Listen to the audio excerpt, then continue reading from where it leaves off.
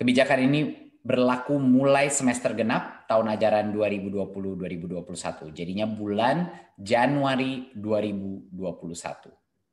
Jadi daerah dan sekolah diharapkan dari sekarang sampai sekarang, kalau siap untuk melakukan tatap muka, kalau ingin melakukan tatap muka, harus segera meningkatkan kesiapannya untuk melaksanakan ini dari sekarang sampai akhir tahun. Bapak Ibu yang saya hormati, izinkan saya menyampaikan paparan yang hari ini berfokus kepada pemberian kewenangan bagi pemerintah daerah dalam menyelenggarakan pembelajaran pada semester genap tahun ajaran dan tahun akademik 2020 ke 2021. Pemerintah pada hari ini melakukan penyesuaian kebijakan untuk memberikan kewenangan kepada pemerintah daerah, Kanwil atau kantor Kemenag untuk menentukan pemberian izin pembelajaran tatap muka di sekolah-sekolah di bawah kewenangannya. Pemberian izin ini bisa saja secara serentak ataupun bertahap, tergantung kepada kesiapan masing-masing daerah sesuai dengan diskresi kepala daerahnya, berdasarkan evaluasi kepala daerahnya mengenai mana yang siap, mana yang tidak, dan tentunya kesiapan sekolah masing-masing dalam menentukan, dalam memenuhi semua checklist untuk melakukan tatap muka dan juga melaksanakan protokol kesehatan yang sangat ketat. Kebijakan ini berlaku mulai semester genap tahun ajaran 2020-2021. Jadinya bulan Januari 2021. Jadi daerah dan sekolah diharapkan dari sekarang sampai sekarang, kalau siap untuk melakukan tatap muka, kalau ingin melakukan tatap muka, harus segera meningkatkan kesiapannya untuk melaksanakan ini dari sekarang sampai akhir tahun. Berikut. Apa prosesnya?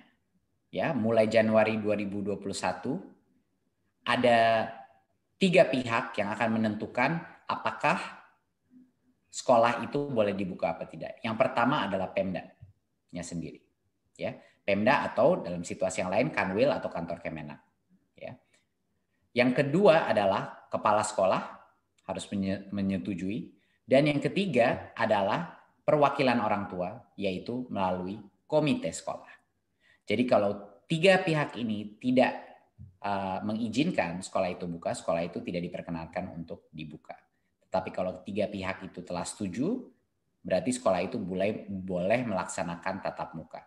Ya, jadi harus ada persetujuan orang tua melalui komite orang tua, persetujuan kepala sekolah, dan tentunya kepala daerah.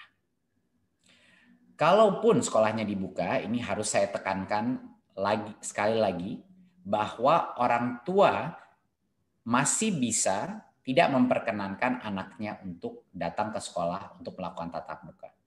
Ya, jadi hak terakhir dari siswa individu, walaupun sekolahnya sudah mulai tatap muka, masih ada di orang tua. Ya. Dan sekali lagi harus saya tekankan, pembelajaran tatap muka ini diperbolehkan, tidak diwajibkan, diperbolehkan. Dan keputusan itu ada di Pemda, kepala sekolah, dan orang tua, yaitu komite sekolah. Perbedaan besar ini dari SKB sebelumnya adalah peta zonasi resiko dari Satgas COVID tidak lagi menentukan pemberian izin pembelajaran tatap muka, tapi Pemda yang akan menentukan, sehingga mereka bisa memilah daerah-daerah dengan cara yang lebih granular, lebih mendetail. Berikut.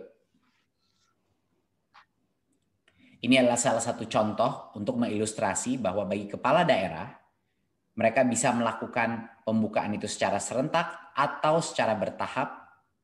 Jadi di kecamatan tertentu mungkin akan dibuka yang tahap pertama, tahap kedua, tapi ini adalah kewenangan daripada pemerintah daerah. Ya, tidak harus semuanya serentak, tidak harus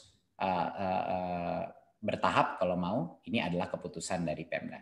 Jadi fleksibilitas ini diberikan berdasarkan evaluasi Pemda terhadap tingkat keamanan kesehatan COVID di daerah-daerahnya masing-masing. Berikut. Ini sangat penting untuk Bapak-Bapak Kepala Dinas, Bapak Kepala Daerah, faktor yang perlu menjadi pertimbangan Pemda dalam pemberian izin. Yang jelas adalah tingkat risiko penyebaran COVID. Kedua, kesiapan fasilitas pelayanan kesehatan. Ketiga, kesiapan satuan pendidikannya pun, yang ada checklist tadi yang saya bilang. dan akses terhadap sumber belajar atau kemudahan belajar dari rumah. Banyak sekali teman-teman kita, daerah-daerah, desa-desa kita yang sangat sulit melakukan PJJ, jadi mohon itu menjadi konsiderasi juga. Dan tentunya kondisi psikososial peserta didik, dan kebutuhan layanan pendidikan bagi anak dan orang tua walinya yang bekerja di luar rumah, yang harus bekerja di luar rumah dan tidak bisa mungkin menjaga dan membimbing anaknya. Ketersediaan transportasi, tempat tinggal warga satuan, dan mobilitas antara kabupaten, kota, kecamatan, dan tentunya kondisi geografis setiap daerah. Ini harus menjadi pertimbangan yang holistik, dan Pemda harus mengambil keputusan itu berdasarkan semua faktor-faktor ini, di mana yang mau tetap tatap muka, di mana mau yang dilanjutkan belajar dari rumah. Berikut. Ya, checklist yang saya sebut sebelum ini, ya, pembelajaran tatap muka di semua sekolah hanya diperbolehkan pada saat kita sudah memenuhi checklist ini, memenuhi daftar periksa ini. Checklist itu ada 6, sama seperti SKB yang sebelumnya. Yang satu adalah sanitasi dan kebersihan, yaitu toilet, sarana cuci tangan, dan disinfektan. 2 adalah akses kepada fasilitas pelayanan kesehatan. Ketiga adalah kesiapan menerapkan wajib masker. Keempat adalah termogan. Kelima, pemetaan warga satuan pendidikan harus mengetahui siapa yang memiliki komorbiditas dari guru-gurunya, murid-muridnya, dan yang tidak memiliki akses transportasi yang aman, dan tentunya riwayat perjalanan dari daerah dengan tingkat resiko COVID-19 yang tinggi. Dan yang keenam adalah tentunya persetujuan komite sekolah dan perwakilan orang tua wali. Tanpa persetujuan perwakilan orang tua, sekolah itu tidak diperkenankan untuk dibuka. Jadi ini adalah daftar periksa untuk memberikan kepastian bahwa sekolah itu boleh tatap muka kalau dia mau. Setelah itu, setelah diperbolehkan, kalau misalnya daftar periksa ini sudah terpenuhi, baru kita masuk dalam protokol yang baru. Jadinya pas tatap muka pun dilakukan, protokolnya bukan seperti masuk sekolah normal. Berikut.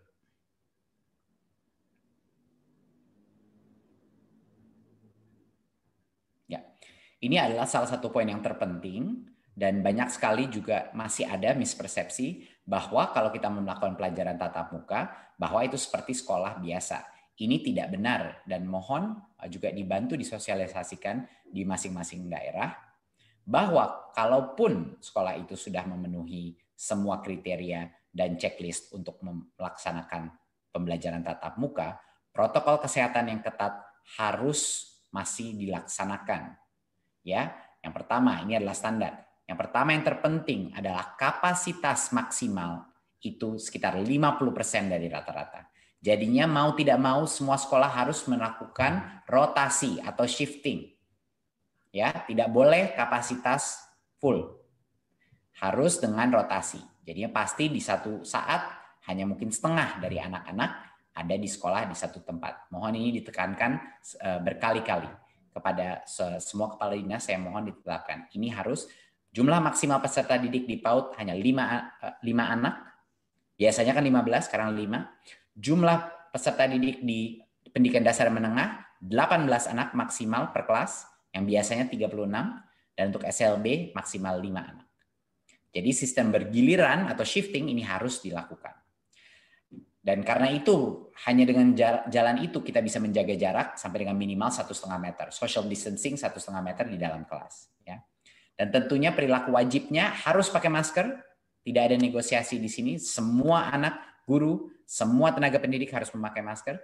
Cuci tangan sabun, menjaga jarak, dan menerapkan etika batuk dan bersin. Lalu berikut. Ya, kita pastikan bahwa kondisi medis warga satuan pendidikan yang punya komorbiditas tidak boleh melakukan tatap muka, tidak boleh datang ke sekolah kalau mereka punya komorbiditas karena resiko mereka kalau kena COVID jauh lebih tinggi. Ya. Dan ini satu lagi poin yang sangat penting, tidak diperkenankan kegiatan-kegiatan yang berkerumun. Artinya kantin tidak diperbolehkan beroperasi. Kegiatan olahraga dan ekstrakurikuler tidak diperbolehkan untuk dilakukan. Anak-anak hanya boleh masuk, belajar, lalu pulang. Ini juga harus ditekankan.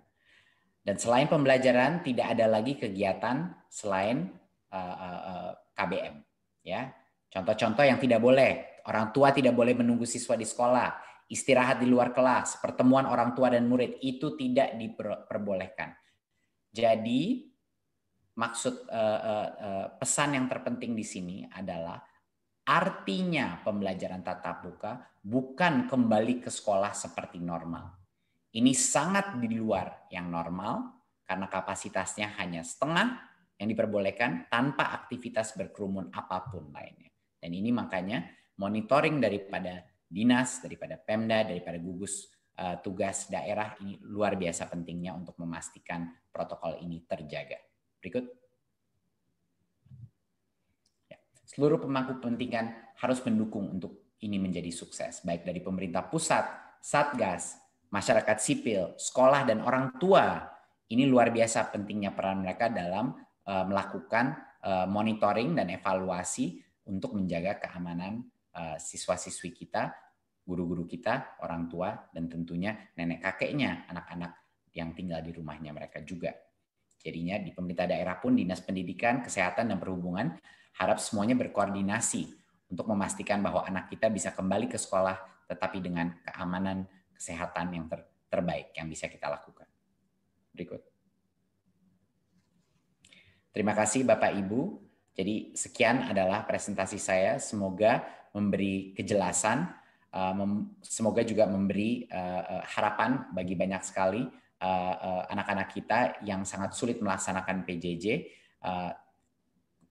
Berdasarkan data kita yang sebelumnya, pada saat kita melakukan relaksasi seperti ini, bahkan masih akan makan waktu berbulan-bulan karena pemenuhan checklistnya dan juga perizinannya, itu akan ada proses dan ada jeda waktu. Tapi kalau kita tidak memulai sekarang, memasuki dan berlatih melakukan new normal ini, saya rasa loss of learning dan resiko psikososial kepada satu generasi anak-anak kita di Indonesia bisa menjadi permanen.